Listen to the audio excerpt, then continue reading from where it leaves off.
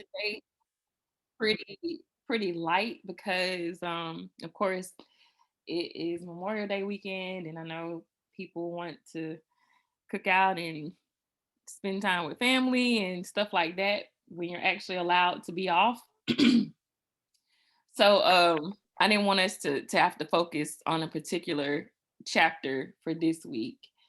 But I just wanted us to be able to just talk about some things like different techniques that we might use to help with different issues like stress or anxiety or depression, self-care, uh, and just because we were talking about doing our mental health vision boards, just asking questions about what you want to focus on, and stuff like that. You know, what is what do you think is most important for you to focus on as far as your mental health at this point?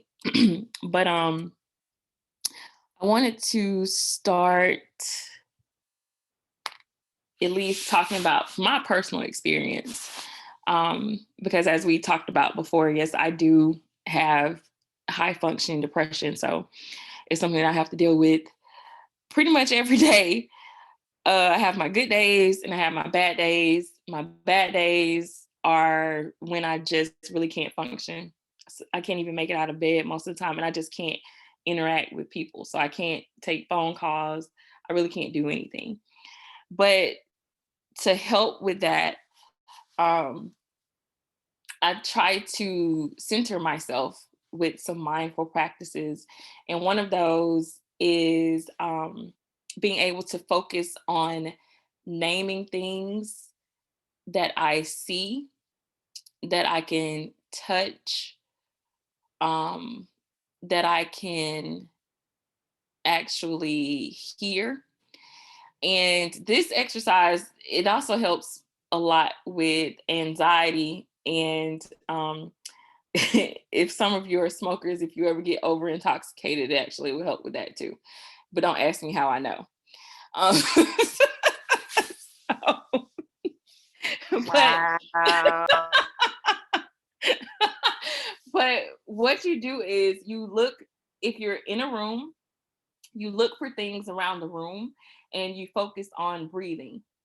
So you take a deep breath in, look around the room. I see a pillow. Okay. I would say, this is a pillow. Exhale. So it's helping me focus on my breathing as well. Look around the room. I see a door. That is a door. Okay. Inhale, exhale, look around the room. I see a dresser. Okay. That is a dresser, or this is a dresser. So it helps with breathing and being able to center yourself, especially if you feel like you're about to have some type of anxiety or panic attack, is very, very helpful. It only takes about maybe a minute of you doing that before you start to feel better. At least for me, it does. And I'm normally back to normal after that. Something else I like to do is what's called a mindful whistle. And you can actually find these online. They're really, really cheap. But I actually went to a seminar and they actually gave these to us. And I have one that says just breathe, and you can put it around your neck. And it also helps to focus your breathing when you feel like, you're having a lot of anxiety, and you just inhale and exhale through the whistle, which also helps you to get centered as well. Something else that I started last year that I didn't even think about because I kind of equated it with being a child, something that children do, but to actually get into adult coloring books. Um, and I just started doing that. I got a bunch of colored pencils and found some really cool pages that kind of, if you're into like stuff like anime or if you're into different types of nature scenes and stuff like that, it's very calming, and it kind of, gives you that really serene, peaceful feeling. And I found that it helps, like, if you do it outside when the weather is really nice. If you go to the park or something like that, it's also cool to do as well. But those are, my top three. And I wanted to see if you ladies had any that you like to share as well.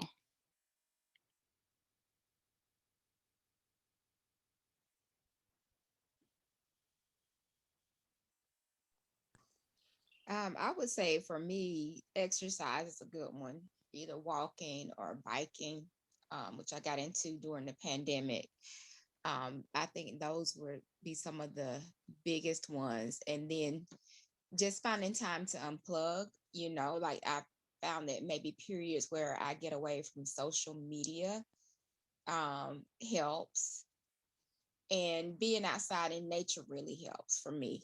So just walking and seeing nature and just having that time away really kind of helps to ground me. All right, the hash little boy. So for me, I do a lot of journaling and meditating and a lot of candle work because it keeps me focused on speaking the intentions, um, the experiences I want to have for the day, for the moment, what I want to work on. Those things kind of keep me grounded. The meditation ties along with that as well. But journaling is like my very best friend. Um, it keeps my mind clear because without it, it would just be chaotic. And I do have anxiety. So I have to find ways to organize and um, take control over the outcome that I'm experiencing in my life. So those are like the top three things that I do to stay mindful of what I'm experiencing every day.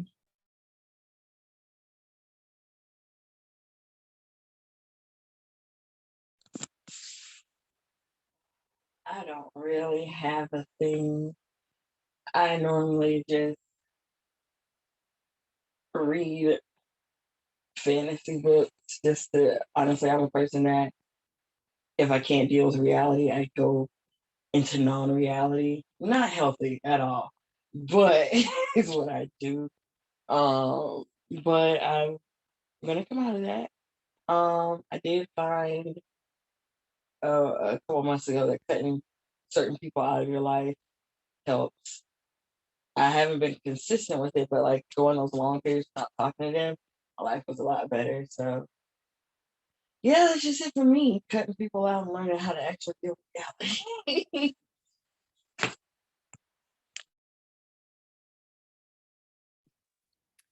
Cool. Music is also one of my big ones. Especially when I want to put myself in a better mood, and reggae is normally my go-to. I love, like, really upbeat reggae. Um, Also, I listen to a lot of Nigerian artists as well. um, so yeah, that's the type of stuff that kind of uplifts my spirit. I know a lot of people do gospel music. Um, and I also do like, YouTube has a whole bunch of different channels that you can listen to for meditation. But one of the things I do is rain sounds sometimes when I really just want to calm down and focus. Or even at night, if you're restless and you can't go to sleep, if you put on rain sounds, you can definitely go to sleep. And I also told you guys I do a lot of the creepy pasta channels too, listening to like sci-fi stories and stuff like that. So there are a lot of different, definitely a lot of different things that you can do um, in order to help center yourself. Alan, we were just talking about different mindful or meditation techniques that we might practice in order to help deal with anxiety or depression or stress. And everyone just went through and gave some of their techniques. Do you have any?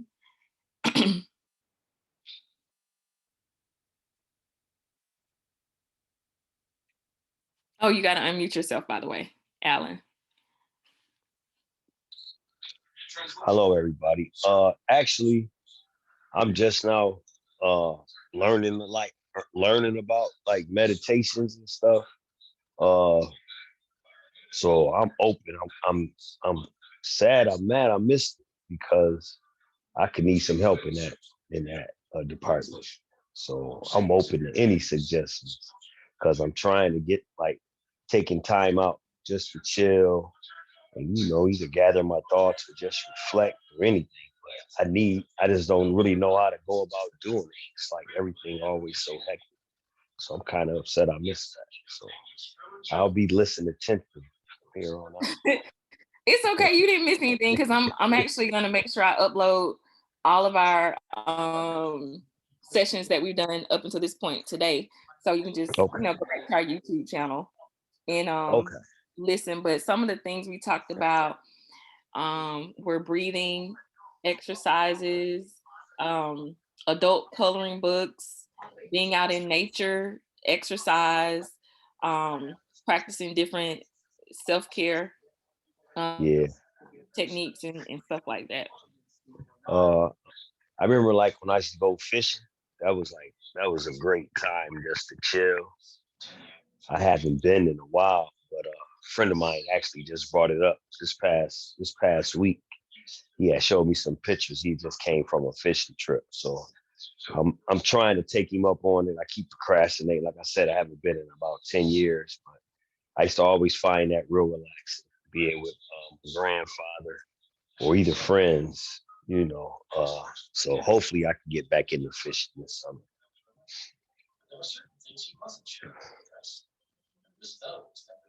Yeah, I've heard from a lot of people that fishing is very therapeutic, Yeah, yeah, very. and just being around water, period, can be therapeutic. Like I know I love ocean therapy. Let me tell you something. Try, Water, try to no, get really, a beach water as is much as my I best can. friend. Yes, Because you have yes. to think about it, water is a living vessel. Everything on this earth is living. So I know a lot of people talk about meditation and we talk about, you see the people crisscross applesauce and the music and hum. But really, when you're meditating, you're really trying to connect with something that's got like a more higher power than you to keep you grounded. Right. So I usually tell people, wherever you experience God, do that. So say like Sandra was saying, nature. If you experience God and serene in nature, do that. If it's fishing, do that. If it's reading your book, do that. Wherever you feel like you're in the presence of God, whatever that looks like, that should be your main focus when you want to be grounded or mindful of being in the present state. It's just find out where God is and what He looks like for you and practice that. Got it. I like that. Because that water, honey. You get me next to the ocean, my baths. Yesterday I did my post yesterday. You Shonda, my baths are literally my lifesaver. I tried to do what other people did. Like everybody had a prayer closet. And it worked, but I have to be in water, next to water, hear the sounds of the water. It literally feels like my soul is being cleansed. I actually feel light and refreshed on the inside.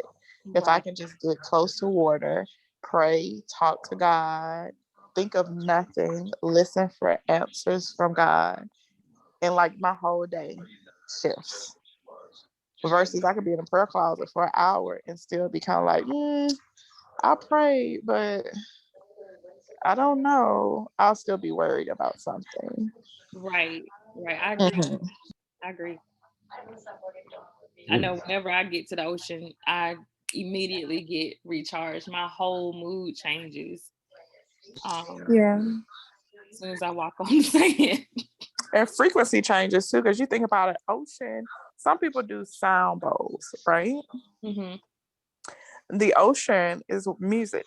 So you brought up music. The ocean sings. That People is listen to it or pay attention. I don't know, but it sings. very true. And it elevates your vibration. That's why I love water for me. Like the birds, I be like, Lord, y'all pooping all over my mailboxes and stuff. But in the morning, but in the morning, like if it's a storm and then the birds come out and sing, Mm. it like makes my day. Like the birds are singing even after the storm, or the birds are singing because it's morning. Like I automatically get happy because if they're singing, it's another day. Those little things Yeah. are important. Sometimes I go outside and look up and take pictures. I've done that before on Facebook. The amount of people that don't look up and see the clouds, you just take for granted that we're outside, but nobody truly pays attention to nature and how nature operates, because nature will literally show you about faith and hope and God, because they never worry. They just do what they do. The clouds move, the sun goes down, it comes up, the moon is out. Sometimes the moon is out when the sun is out.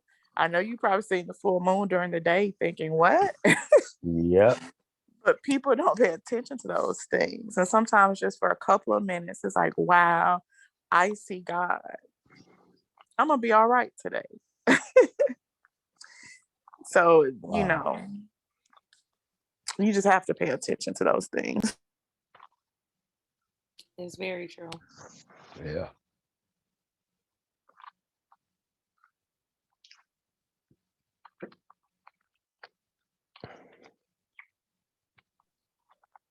Anybody want to add anything else?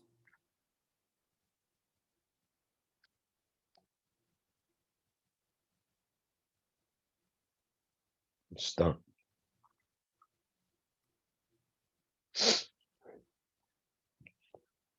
So I want to ask, what do you guys feel like you've struggled with the most as far as your mental health this past year?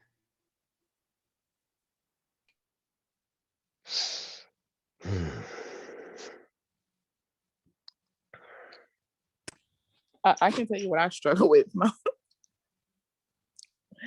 It's our people begging other people to accept them.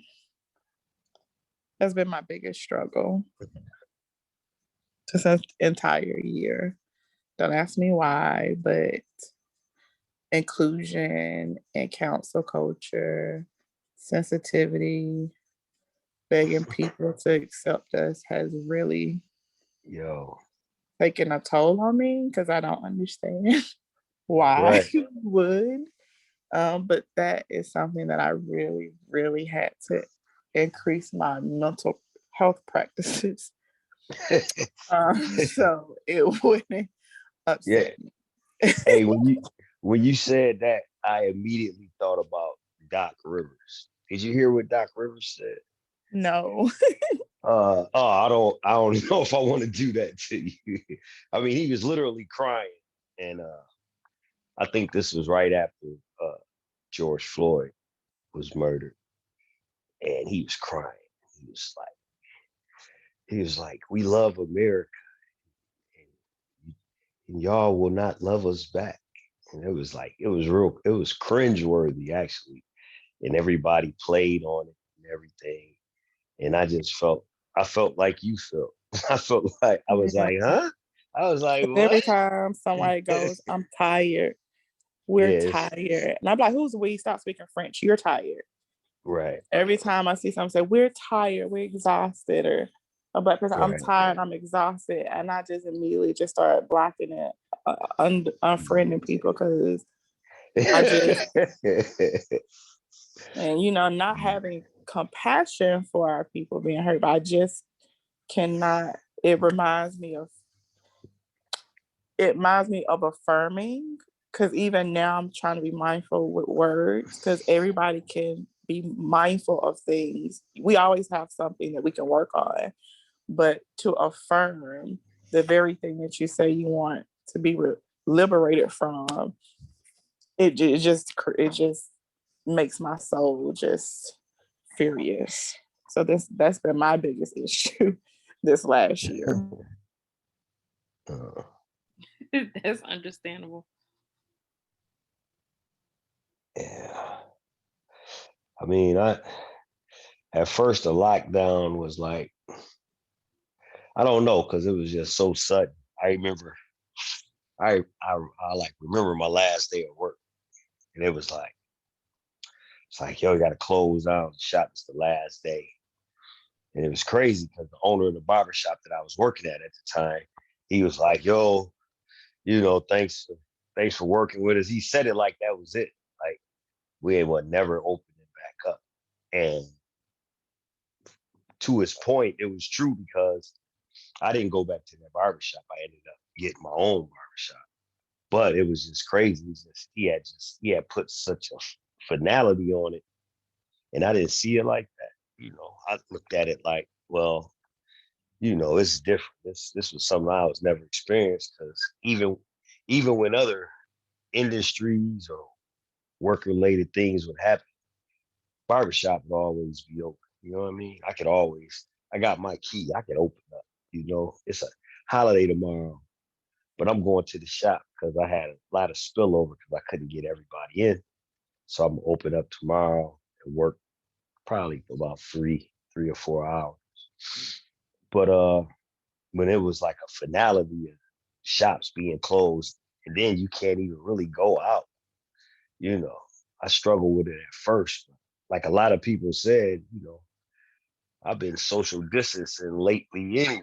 It was a lot of people say it was easy to adapt, and I get it. My father would say that a lot, but still just having to be in the house, it took a toll at first. But I'm an only child, so I was always to myself. I never, oh, it's easy for me. I didn't really it wasn't really a big, it was just something to get used to. And once I got used to it, I was all right. I started cutting certain clients out my house that I was familiar with or I had a long history with.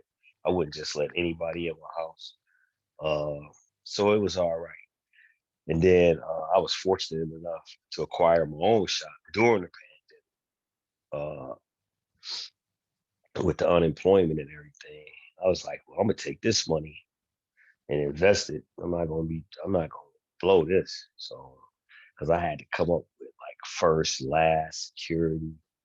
It was pretty rough, but it was like it gave me a chance to really, because hey, I'm a procrastinator and all that type of stuff. So for me to have a chance to get a lot of things in order that I really didn't have time for in the past, I try to truly make the most of it. So, in my mental health, I was more concerned about my kids, my 3 sons, and how they was going to cope with it and everything. Man, I mean, now you can look back and reflect and say everything worked out okay, but in the moment, it was a lot of stuff going through my head. Like I had a lot of like I said previously about my addiction, my alcoholism. At the end of my run, I was I was isolating myself more and more. I was drinking with myself. I wasn't drinking with friends no more. It was no longer fun. It was necessary. And I was drinking by myself. I wasn't like going out to drink. I wasn't going out. It wasn't no occasion. I just had to I just had to drink. So I was alone. So, and I was like brand new. I wasn't brand new in recovery, but everybody was worried that me having all that alone time, I would pick up old habits, but it wasn't the case. I didn't really, I didn't have no problem with it, because even though they didn't have like meetings, they did begin to have Zoom meetings for like AA meetings, self-help meetings and stuff. So I got on a couple of them, but it wasn't the same as like being in a meeting, you know. But luckily, I had already had the tools that I needed to cope with it. Because had I not been going to meetings every day and read my book, just learning how to cope with my alcoholism, it wouldn't have worked out. Because a lot of people that was in my group and stuff, and in my home group, a lot of them, they fell off during the pandemic because of all that time alone and isolation.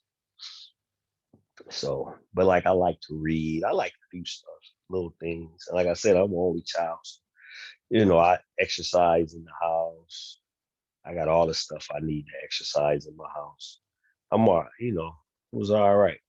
Uh, I just, you just got to keep your mind going. It's tough because your thoughts your thoughts have a way of, you know, they get the best.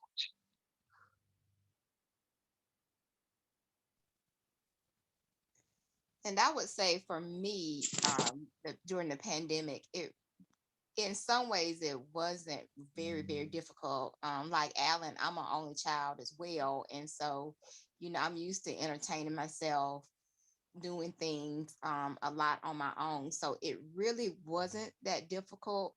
I would say, as from a job perspective, for me, things picked up quite a bit because I was considered essential, and so there really wasn't a slowdown for work. In fact, it was more like, I think, stress in that I have to support other people or support my clients that were going through it. And so I have a lot of friends, of course, with me being in mental health field that work in mental health, supporting them as well, because they were having difficulty, just because they're going through it like everyone else. And so when you're going through the whole pandemic like everyone else, but yet people need your support, it can be very difficult.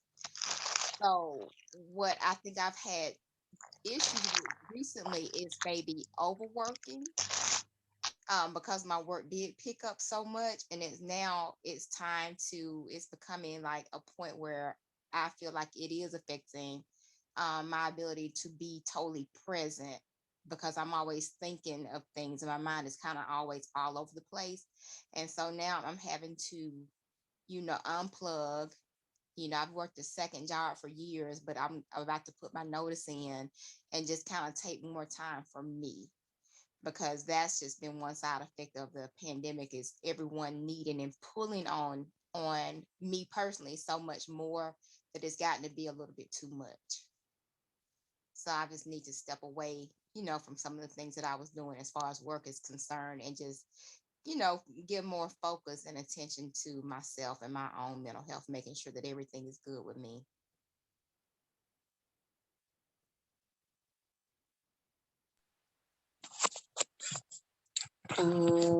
I guess for me, listening to Sandra and Alan, I definitely appreciate y'all, because I think I've become a lot less compassionate last year. And it didn't hit me until Alan said that it was unexpected. And in my mind, I immediately said, how? And then I realized it really was for a lot of people. And I think it's because I listen to Lovely T so much. She's a YouTuber. I used to anyway. And I kind of saw what was happening over there in Asia and China, like with the disease. And I saw the images China was trying to keep from getting out. So I saw it come in, and I was telling my mom, like, hey, don't go out. Like, stop playing. This was like in February. I was like, wear a mask or something, because this is serious. And you know, I've been super paranoid ever since, even when lockdown happened. But and then of course I got the job with American Credit Acceptance, and they started, went to work from home as soon as I got hired. So, and I'm hearing people's stories every day about why they can't pay their car notes. And at some point you become desensitized, because you start feeling like, okay, you should be used to this by now. You should be but it's really like an alien invasion. Like everything's normal one day and then the next is not. And so I realized I really have become less compassionate, and I need to stop and see other people's perspectives more, which is something I should have been doing, but um, to an extent. So yeah, I definitely appreciate y'all helping me recognize that. But yeah, so last year my biggest stressor was just anxiety all the way around. If it wasn't anxiety about COVID, which I never went out, I was sedentary so much that I got a pulmonary embolism. Then it was anxiety about my job and if I could be good at it because it's a new field and new everything. So last year was just all anxiety about everything. And it resulted in medical problems. So just trying to come back from all of that.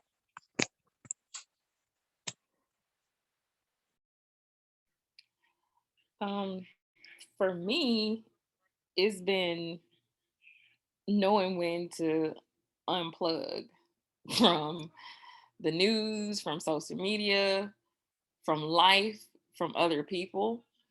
Um, I didn't really, I didn't find it difficult to not be able to interact with people.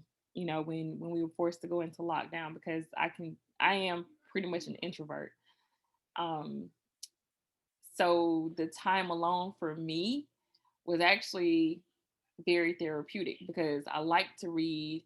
I like to, watch movies alone. Um, I just like to be by myself a lot.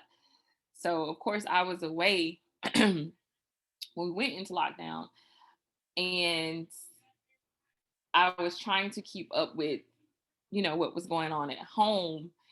And I had a lot of times where I didn't know how to unplug. So even though I was in solitude and I would get to a point where I was very at peace with things, just being unable to unplug from social media and the news kind of would put me in a funk at times.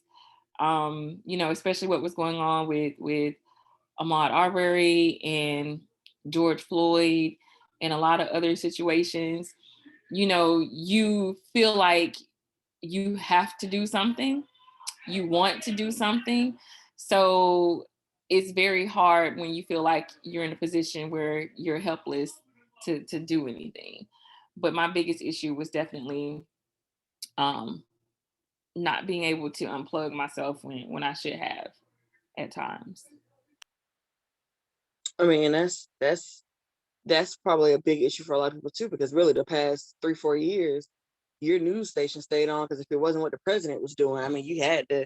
It was like you said, everything happening last year. So yeah, that would be hard for a lot of people, especially when you're trying to figure out what the next move is, what's going to happen politically or socially, or it was a lot. It's funny too. There were a lot of articles that show how people that are, tend to be more introverted, were really thriving during the pandemic. And there was a lot of people that would consider themselves more extroverted that had more issues and difficulties during the pandemic with their mental health. So I saw a lot of articles that address that as well. Because I guess when you're introverted, you do need that time away to unplug and you get your energy from a different way besides expending it from with other people. And so that the pandemic gave everyone that time to just kind of, literally unplug, detach, and kind of go inward a lot more. And so really from people that are more introverted, it really has helped their mental health more so than anything. I would definitely agree. It was like us introverts, we were waiting on this our whole lives. That's what Listen, I I was know. so happy. I was like, I've been doing this for 10 years. I've been quarantined for 10 years. What y'all talking about? y'all, and I'm a supervisor. I'm like, I really, seeing you all on the computer is enough for me. Like, I'm good. And I hate to say that, but I'm like, I see you all on our teams meetings, and you're okay. I can talk to you on the phone. I'm good. I don't have to see you in person. Right. It's odd because I'm an introvert, but I never wanted to go out so much as I did last year. And I don't even like going out. Before people invite me, I'll be like, oh, I really don't want to go, but they make me go. And I'd rather just be home. And like last year, I was home. I was just like, I didn't even have time to myself because the job by the time I'm finished working, it takes my whole week and it takes my whole day. And I'm just like, ugh. So all I really wanted to do was to go somewhere. So I was just like, this is odd. Like, I'm really happy being at home, but I've never wanted to go out so much in my life. I just got mad when they really started opening stuff up. I'm like, dang. Me too. Listen, Now I I really gotta be was, around people. A I perfect know. perfect example. My sister-in-law called me last night. She's like, hey, your brother wants to go somewhere. And I'm like, where is he thinking about going? Because it is Memorial Day weekend holiday, and it's gonna be a bunch of people out. And I was like, yeah, I'll just watch the kids because I'm not trying to be around the whole bunch of Wow. No, seriously. Because I don't watch the news. people. So COVID quarantine was a shock to me. I did not know we were going on the quarantine, so I went grocery shopping. Then the gas shortage got me too, because I'm like, why everybody at the gas station? He's like, we're supposed to have a gas shortage. I was like, really interesting. But that was a blessing for me because once people filled up on their gas, Henry County, you could drive around and not be stuck. I was like, y'all need to say it's a gas shortage more often.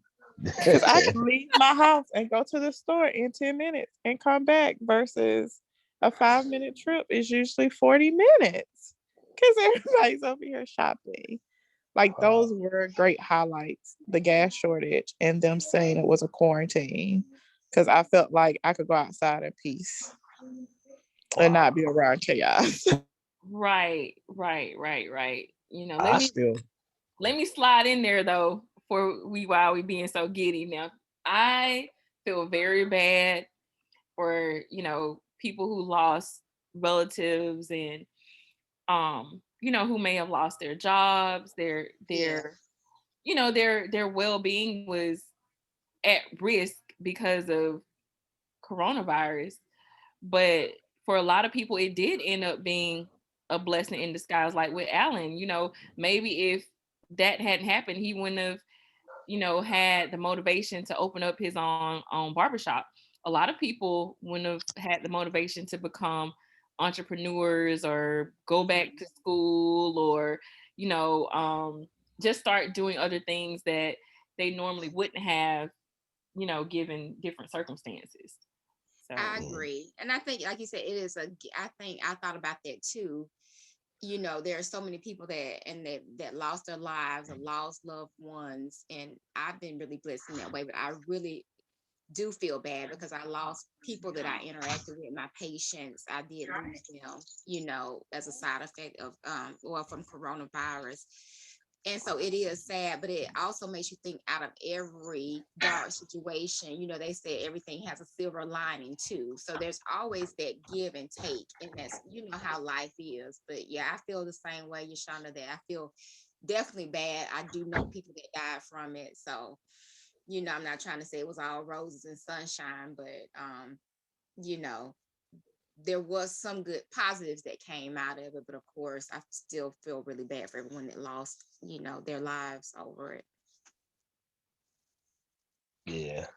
I still, it was funny because like when it first happened, I had already had a ticket to go out to Oakland and see my parents, and I remember I still went, and it was like, you know, the flight was empty. It was like it might have been it, it was under 20 people on the flight, and my parents was real upset with me. I was like, man, I got this ticket. I'm coming out here. I couldn't do nothing. I was stuck. I was stuck. I couldn't leave out the house. I couldn't do nothing. But I wanted to. I don't know, you look for some type of, I love to travel first of all, but you look for something, you want to have something that's still normal because for it was like I said, it was a shot. It was a shot. But I did go out there. And like I said, the flights was it was virtually empty. Everything was like empty, but they were still working. And I ended up going again before everything was fully back. I think I went. I went. It was. I think I went in March. It was March, and then I think I went in like July. I went in July. My parents still complaining, you know. But I don't know. You just want to have some type of normalcy.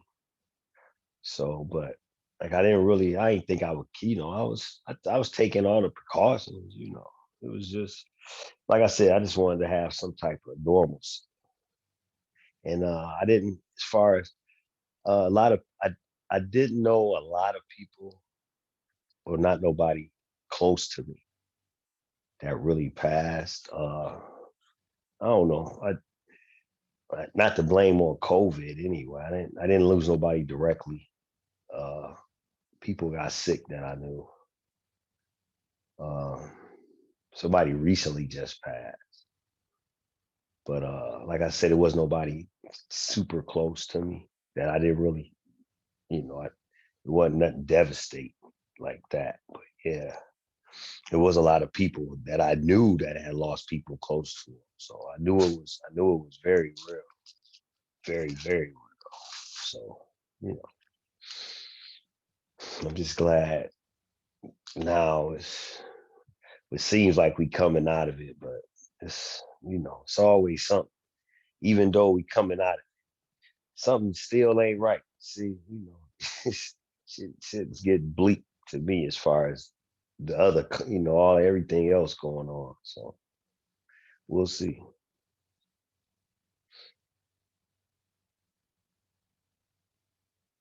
Was my microphone muted that whole time? No, we heard you. Oh, because I see the. Oh, okay. That would have Oh. been We bad. were listening.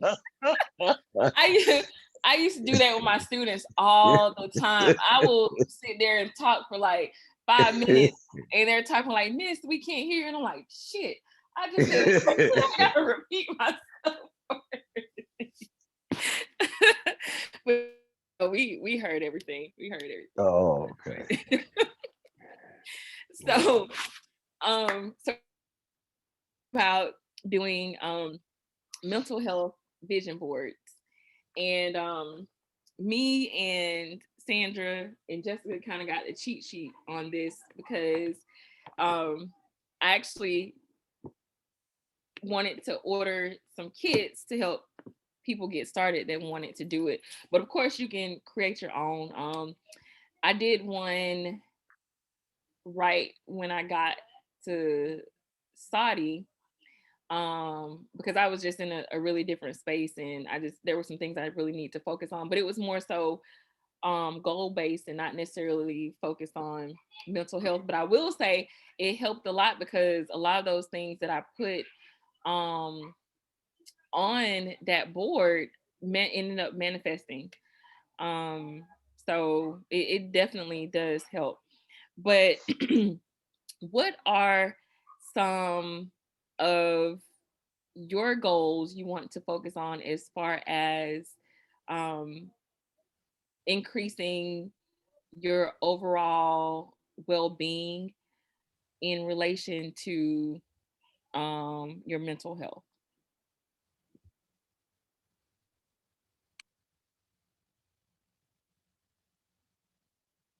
As for me, I got this saying. Well, I ain't got it. I picked it up from somebody else, but everything I do, I try to pause and get calm before I overreact, before I say something I might later regret. I just chill. I try and chill. I just try and, just take a deep breath, because sometimes I overreact, or, sometimes some things don't come out the way. they might should come out. So that's what I've been working on. Uh, and at the end of my day, I go over my day. Who, who did I harm, or and luckily it's been a lot of positive evenings when I look back and reflect on my day, think about what I could have did better. Because a lot of my day is dealt with interactions with other people, different personalities, or if I'm going to the store, just how how you react to certain situations. And I like to reflect on my day, overall, was I an all right cat toward the people that I came across?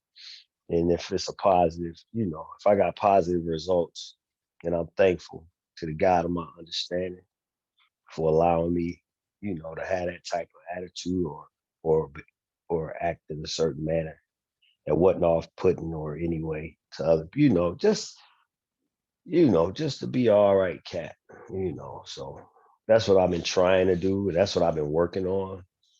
And it helps me, you know, because I notice certain things, a lot of stuff that I used to worry about, I no longer have to. And it's real positive for me. So that's what I've been working on. And it's been working out. It's been working out. I'm trying to be real, I'm trying to just get out of myself so much. And it's, if I but it's take practice, it take work. So that's what I'm working.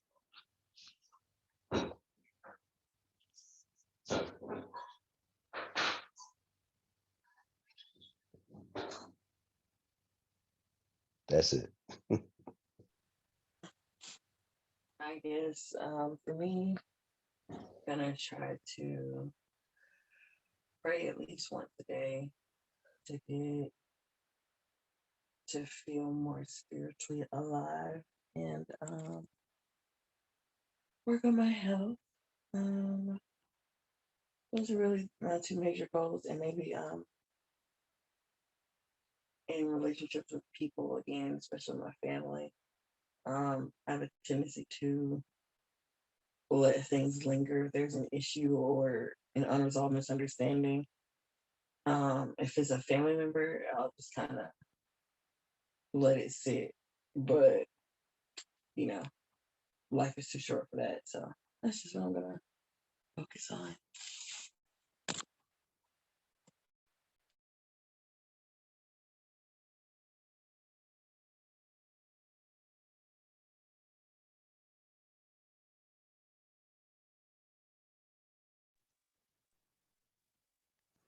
And I would say for me, one thing that I had wanted to explore was therapy. And that's something that I've already, embarked on. My company, they have provided like 10 free sessions. And so I thought that it would be good because I've provided therapy for people before. I refer people to therapy, but I had actually never been through the process. And just trying to realize that you don't have to be in like some major crisis just to attend to your mental health. And I tell people that all the time, but I had never really stopped to practice it. And so that's something that I've already started and have had about 3 sessions. And I think one of my goals in that is just to again unplug and stop associating doing and being productive with my being, if that makes sense. It's just kind of to separate the two and just focus more on my being and not always doing and how productive I am. Who am I without doing some of these things or working all the time, feel like I have to be in action and movement all the time. So that's really one of the things that I'm focusing on. And then spiritually is just I've been attending my church has a 7 a.m. prayer call every morning, and just being really more present for that, being more attuned to my spirituality. And that call is really helping because it does really help me to focus and help me to have a brighter and more positive outlook. But that's just something that we do when we're like a little family we get on. It's probably like about 25 of us every morning. And just the positivity that comes out of that too helps me. So those are a couple things that I just want to focus on, and continue to grow in.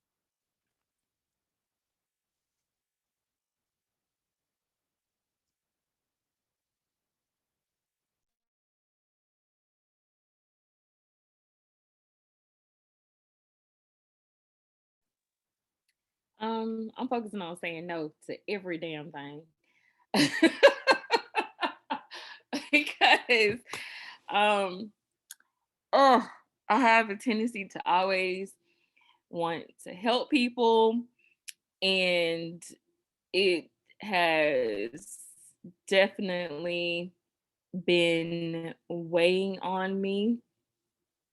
So, in order for me to protect my mental health, is definitely going to be a lot of no's in the future. And, I hate for people to feel some type of way about it, but it's what I need to do for myself, because I do get drained a lot because I'm an empath and I want to help everybody, but I realize I can't do that. And in trying to do that, I'm only subjecting myself to more stress and more anxiety. So definitely just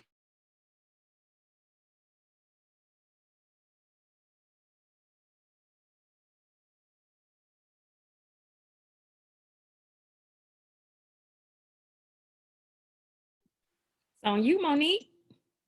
Hmm. Oh, what were we talking about? The vision boards,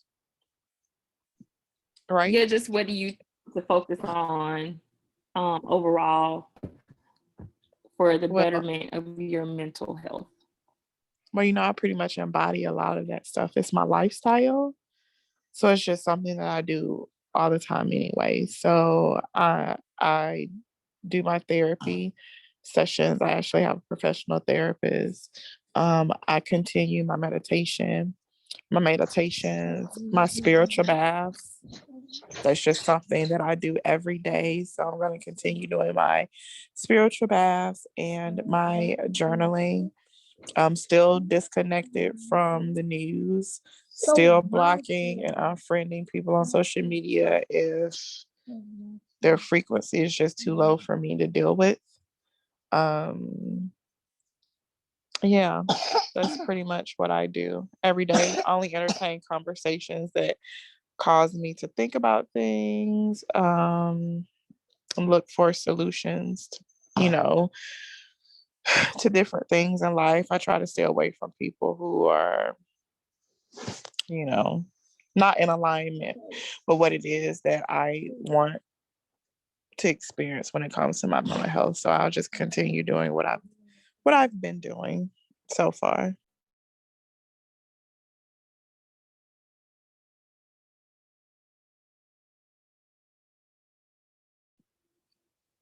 Oh, that was, pretty much all I had for us to focus on for this session. But if y'all had anything else that y'all wanted to include or talk about. I want to ask Sandra a question. Um, do you find it hard to be a patient as a therapist? A little bit, but what I think that I'm noticing from the therapist is that I think she treats me a little bit differently because, of course, you have to disclose your profession as well. And being that we have the pretty much like the same credentials, I feel like maybe she treats me a little bit differently because of that. That's the feeling that I've gotten. It is a little bit, Gotcha. yeah, it is a little bit difficult.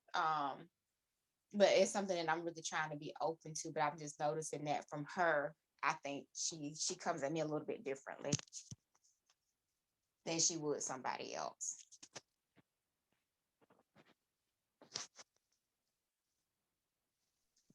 You're trying to make sure you're not judging her. Uh, She you probably in the sessions like, ooh, she knows this. I hope I'm doing the yeah, right thing, saying the right thing. right, right. And so some of it, I felt almost like she's being almost too conversational and friendly, like, instead of treating me like she would someone else. But I don't know that for sure, but it's just the feeling that I'm getting. Because I'm sitting there like sometimes like, okay, this is like talking to a Right. friend, and of course I have a lot of friends that are in the field. So I'm like, okay, this is what conversations I have on a regular anyway. So but we'll see. I'm committed to trying the 10 sessions out, and we'll see from there. And maybe I need to choose someone else after that. But it has been good to talk to someone and just kind of get focused and gain clarity, because she really has been working with me on the doing versus being type thing. Well, that's good. Mm-hmm.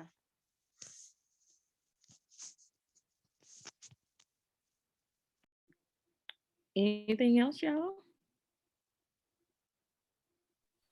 I'll just add basically the same thing that I said before.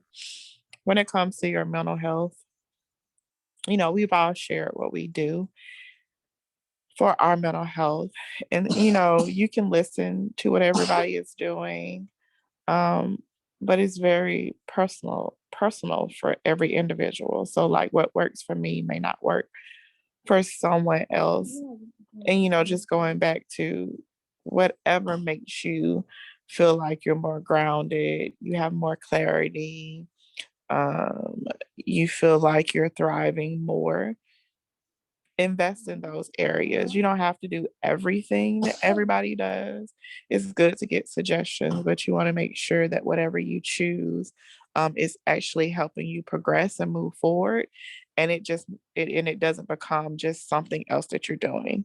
Because I notice when people come to me for things, they're just adding more things that's supposed to be good for mental health or supposed to be good for self-care, but really it's another thing on their to-do list that is increasing their anxiety and their depression and their worry.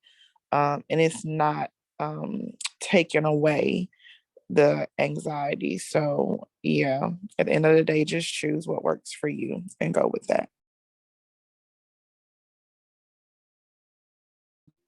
I agree. And ladies, know if y'all are friends with Monique on Facebook, but she has opened up her healthcare store and has some awesome bath salts and stuff like that. So definitely Yes. shop with her. Yeah, if you look into, I create, when I did my own journey, I was telling you I had to find God for me. And so when I did my baths, is when I realized that I could truly become one with God and just pray and be vulnerable, be open. I can cry. I can, be in silence and wait for answers. And I just wanted to make the time special. So I created bath salts. And so I have bath salts for self-love. I have bath salts for healing when it comes to soul work. And I also have bath salts for people who are looking for like abundance and prosperity. And I have those prayer oils. They're in my store. I also have like sage and Palo Santo. And I'll be adding some more things like crystals to the store. So if you want to visit my store, it's at the Holistic Self Care Institute.com, or you can follow me on Facebook and the links will be there as well. But they're near and dear to me. They're handmade. Um, and I only set positive intentions in my products because I know how important it is to just figure out how to truly be grounded, especially as Black women, and to find our way in this chaotic world. So if you're interested, shop my store. I have whatever it is that you need available. Now, bath salts, ain't that the thing? Do you end up sitting on those? Like you just put them in the water, but they don't dissolve, right? No, they dissolve. So I have my own ritual. You can just put them in like you do bubble baths and stir them in and they dissolve and it has roses and lavender and things like that in it. But I truly make it a ritual. Like I was saying, water is a living source. And so I will pour like 2 or 3 scoops of bath salts in my water. And as I'm, mixing the salts around in the water so they can dissolve, I'm usually praying over the water, telling God what it is that I want to experience when I'm in my bath and, you know, just talk to God. And once my bath is done, usually, I give gratitude and thanks for God giving me the guidance and the wisdom that I need to overcome whatever iniquities that, I went to that bath with. And then that's when I use my visualization and my meditation and kind of like a baptism. So as the water drains, it's taking all of my stress and my worries away because I'm just giving my cares to God and letting Him lead me. So it's a complete ritual. For other customers that buy from me, they just use them for bath salts because at the end of the day, it's still like a detox. You're still going to be detoxed from the magnesium salts and the rose oil and everything else that I put in the bath salts. So, yeah.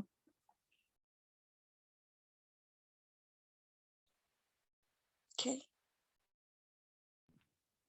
And I'll make sure I post the um in our Facebook group too.